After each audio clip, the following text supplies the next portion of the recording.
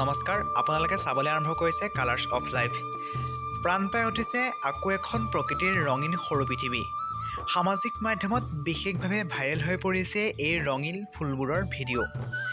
জামুগুৰিহাটত নতুনকৈ নিৰ্মিত 4-লাইন হাইৱেৰ কাষত প্ৰাণ পাই উঠিছে এই বনৰীয়া ৰঙীন ফুলবোৰ।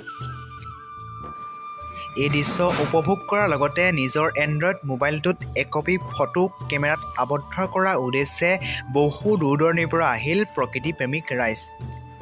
কালাৰ্ছ অফ লাইফৰ নিয়মীয়া দৰ্শক হিচাপে আপুনিও সাক্ষী হৈ ৰওক এই ৰঙীন সৰু পৃথিৱীখনৰ।